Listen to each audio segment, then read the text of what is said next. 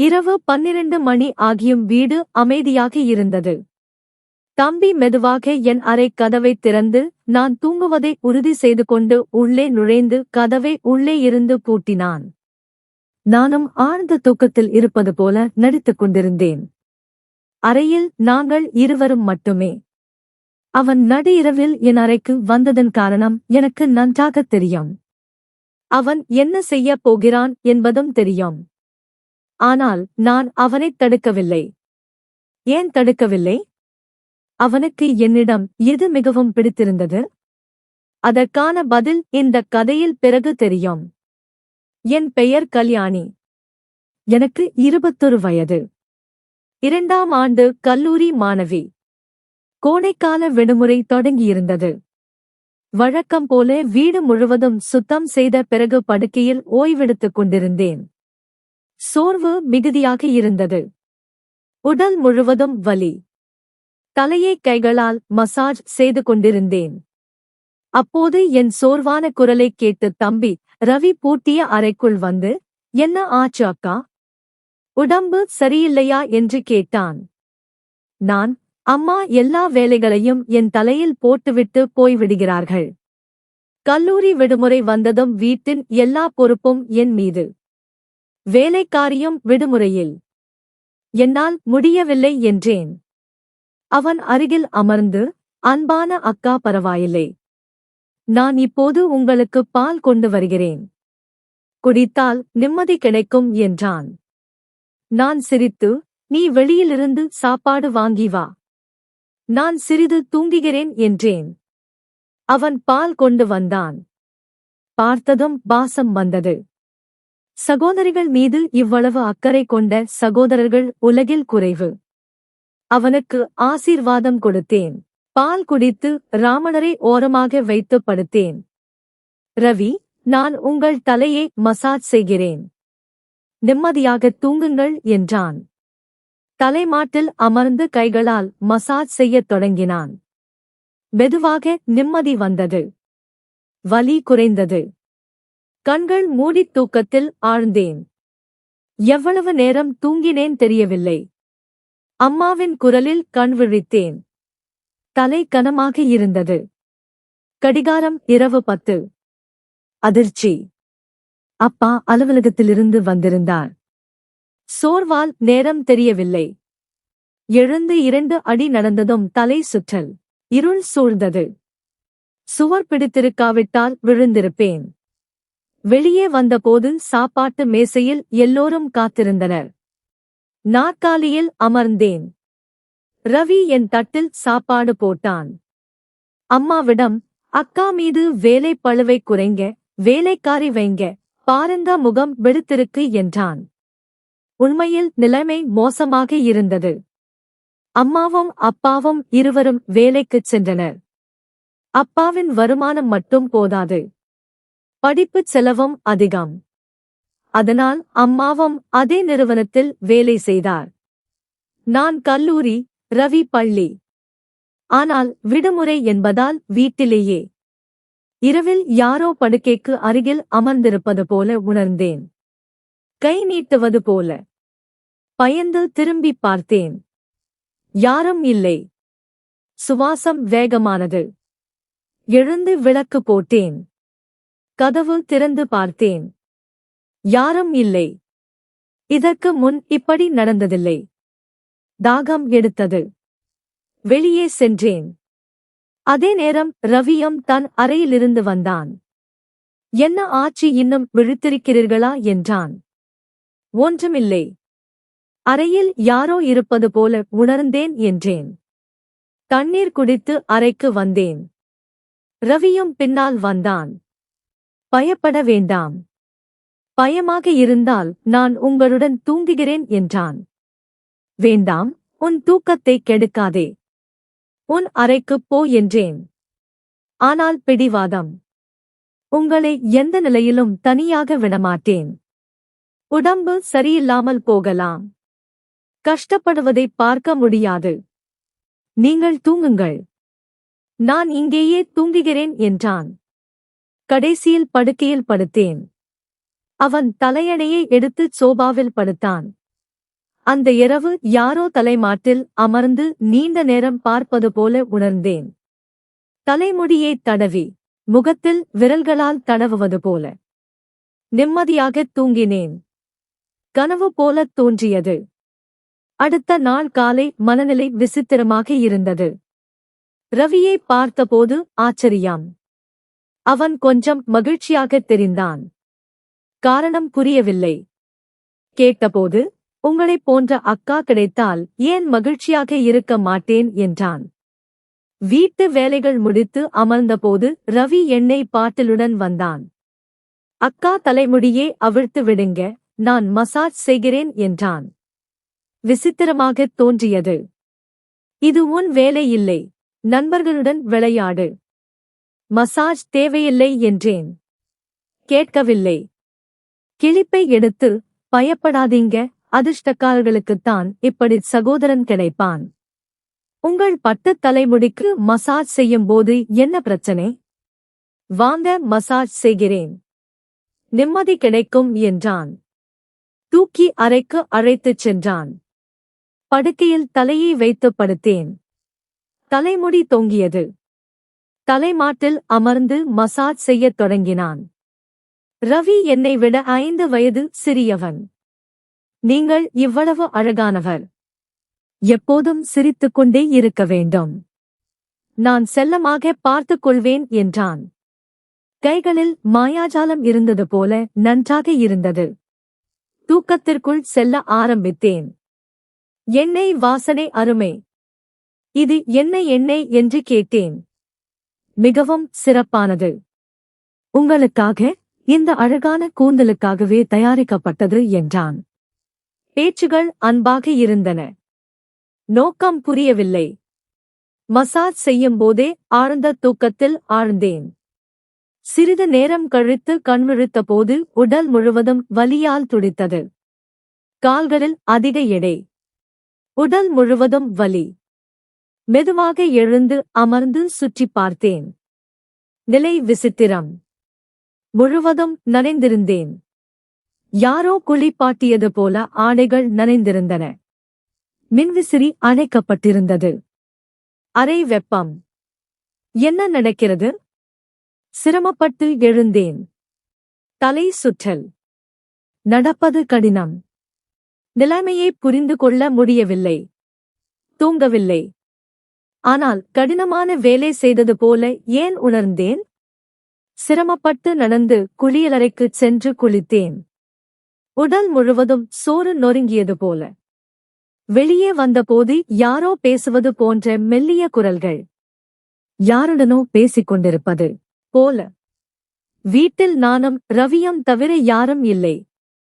அவன் யாருடன் பேசினான்? சமையலறையில் தண்ணீர் குடிக்கச் சென்றேன். குரல் நின்றது.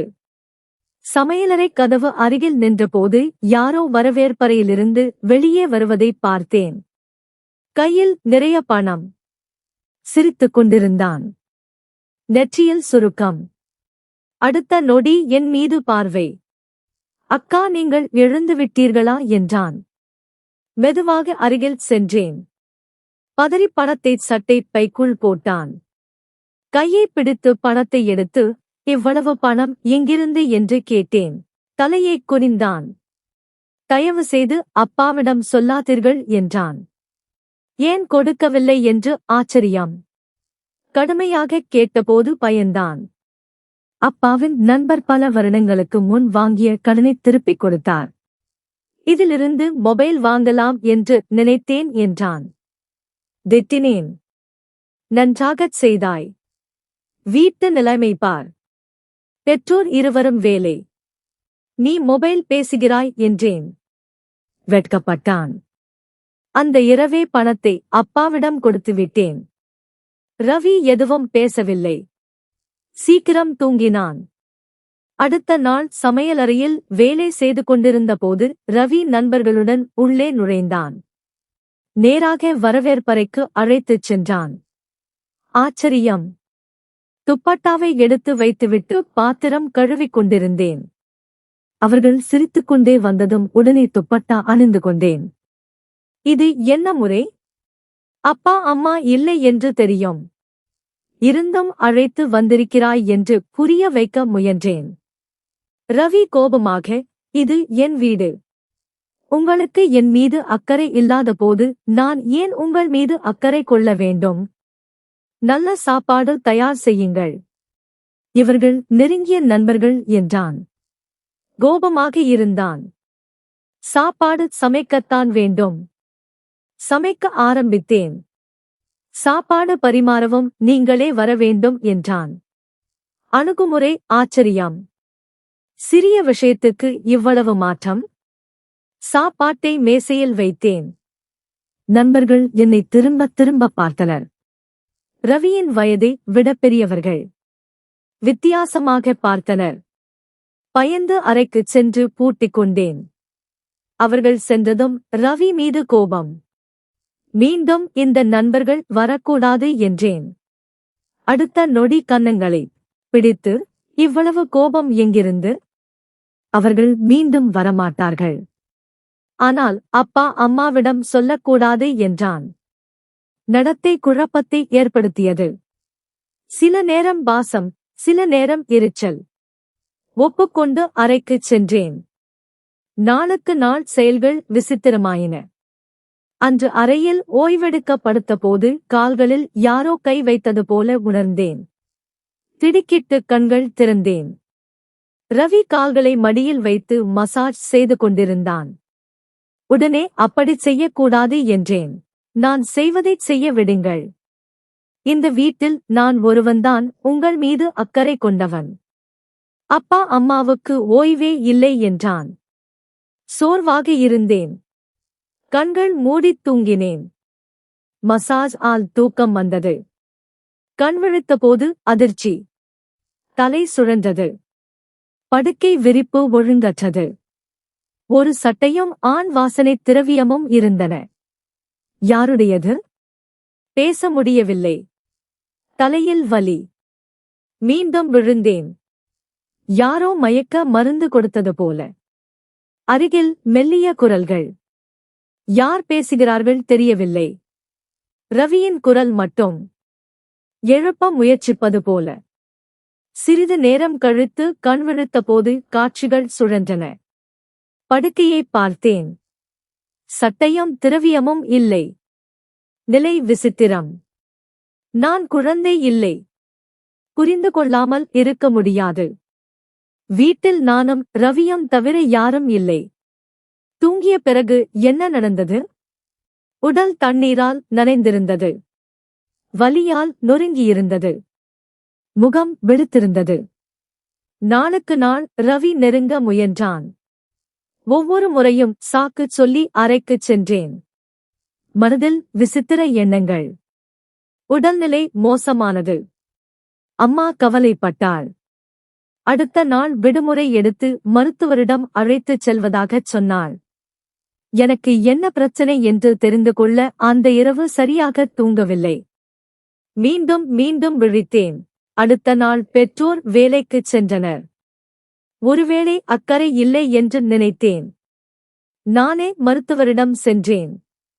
அல்ட்ராசவுண்டில் கர்ப்பம் தெரிந்தது. அதிர்ச்சி. இதை யார் செய்திருக்க முடியும்? ரவி என் தம்பி. ஆனால் பிறகு நினைவு. அவன் என் மாற்றாந்தாய் தம்பி. அப்பாவின் இரண்டாவது திருமணத்திலிருந்து.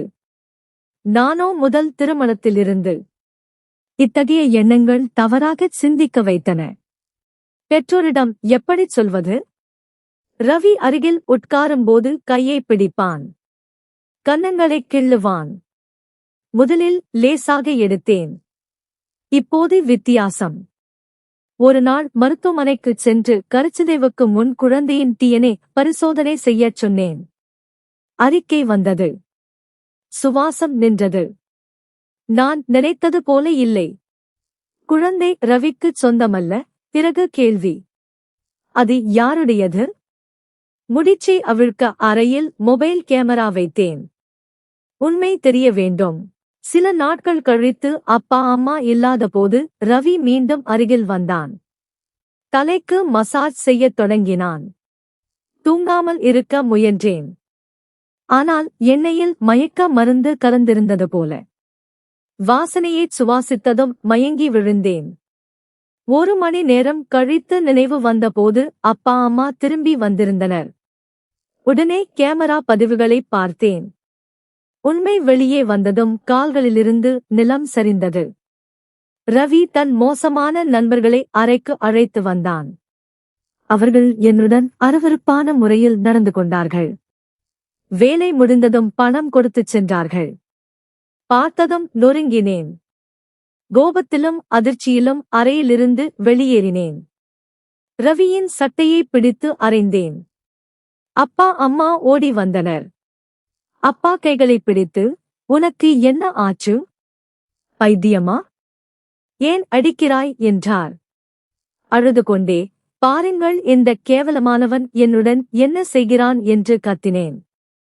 கேமரா பதிவுகளைக் காட்டினேன். வீடியோ பார்த்து அம்மா தரையில் விழுந்தாள்.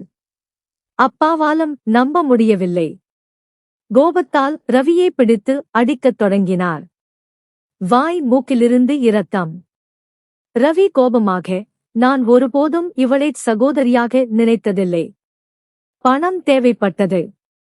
மக்கள் இவளுக்காக லட்சக்கணக்கில் கொடுக்க தயாராக இருந்தனர். என் தேவைகளை பூர்த்தி செய்ய இந்த முடிவை எடுத்தேன் என்று கத்தினான். சகோதரியின் உடலை விற்று பணம் சம்பாதித்தேன். கேட்டதும் காதுகளை மூடிக்கொண்டு அழுதேன். அப்பா மிகவும் அடித்தார். இரத்த காயங்கள். எப்படியோ விடுவித்துக் கொண்டு வீட்டிலிருந்து ஓடினான்.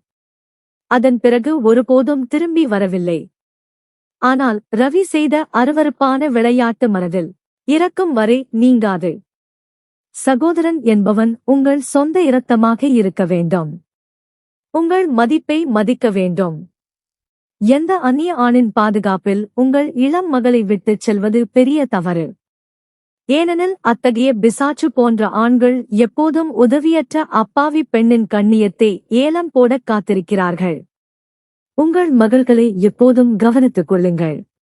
பாதுகாப்பாக வைத்திருங்கள். எந்த அந்நிய ஆணின் பாதுகாப்பிலும் தனியாக விடாதீர்கள். அனைவரையும் கண்மூடித்தனமாக நம்பாதீர்கள். நன்றி.